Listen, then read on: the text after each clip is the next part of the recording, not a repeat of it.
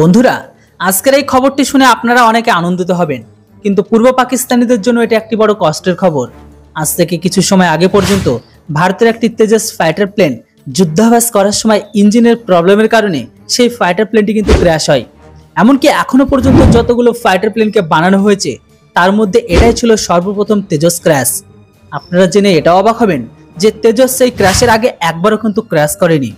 কিন্তু তারপরে পাকিস্তানের পূর্ব পাকিস্তানের মিডিয়া আর পূর্ব পাকিস্তানে ইসলাম প্রোডাক্ট গ্রহণকারী টুপিদারি রাখা ব্যক্তিগুলো বা কট্টর মূল্যপন্থীগুলো এটাকে নিয়ে চরম ট্রোলিং করে। কিন্তু তারাও ভুলে গেছে যে তাদের কাছেও চীনের বানানো আর তাদের নামের অর্থাৎ পাকিস্তানের নামের একটি ফাইটার প্লেন আছে, যেটাকে তারা আজকের দিনে স্পেসশিপ বা আমেরিকার থেকেও অ্যাডভান্স লেভেলের ফাইটার প্লেন বলে দাবি রাখে।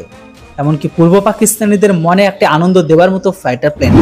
শুনেছি এই ফাইটার প্লেনটাকে নাকি মাঝে মাঝে পাকিস্তান আর পূর্ব পাকিস্তানিদের আল্লাহ চালায়।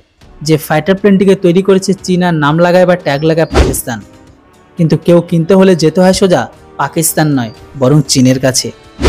ফাইটার প্লেনটি আজকের দিনে জলের ভেতরে, মাটিতে, এমনকি আকাশেও ক্র্যাশ হয়েছে।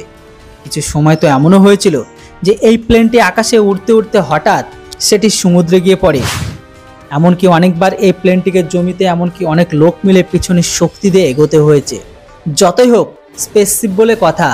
তারপর আবার পাকিস্তান আর পূর্ব পাকিস্তান এই ফাইটার জেটটিকে বিশ্বের টপ ফাইটার জেট হিসেবে ধরে। এমনকি কিছু পূর্ব পাকিস্তানের দাবি এটাও আছে যে এই JF-17 সামনে আমেরিকার F-22 র্যাপটরও ফেলিওর হয়ে যায়। কিন্তু এই ফাইটার জেটের ক্ষমতা কতটা সেটা আরও একবার পাকিস্তানের মিডিয়া প্রকাশ করে দিল। খবর বেরিয়ে আসছে এখন এটাই যে পাকিস্তানের স্কোয়াড্রন 14 হঠাৎ করে যে সমস্ত ফাইটার জেটগুলো ক্র্যাশ করতে শুরু করে, এই স্কোয়াড্রনের প্রথম প্লেন ক্র্যাশ হওয়ার পরে দ্বিতীয় প্লেনও ক্র্যাশ হয়ে যায়।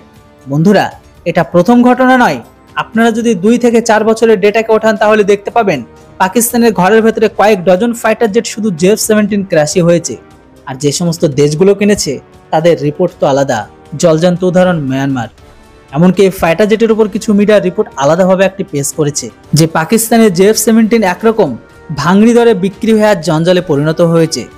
ডেটা অনুসারে শুরু থেকে এখনো পর্যন্ত প্রায় 50% JF-17 গ্রাউন্ডেড হয়ে গেছে।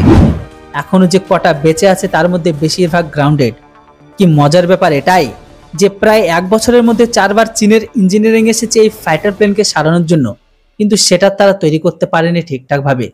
কিন্তু চীনের ইঞ্জিনিয়ার আজ পর্যন্ত এই প্রবলেমটা খুঁজে বের করতে পারেনি যে এতে ইস্যু কি আর কি কারণেই বা গ্রাউন্ডেড হয়ে যাচ্ছে লাগাতার।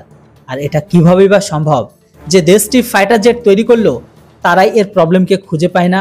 তো বন্ধুরা, এর মেন কারণ একটাই, এই ফাইটার জেটটিকে চীন ডেভেলপমেন্ট করেইনি।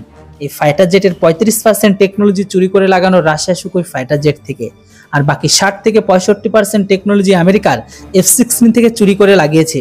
মানে সবকিছু আলাদা আলাদা জায়গা থেকে চুরি করে একটি ফাইটার প্লেনকে তৈরি করেছে চীন। তাই আজকের দিনে এই ফাইটার জেটের এই অবস্থা। বন্ধুরা, পুরো খবরটি শুনে আপনাদের কেমন লাগলো অবশ্যই কমেন্ট বক্সে কমেন্ট করে জানান। Thanks for watching. জয় হিন্দ, বন্দে মাতরম।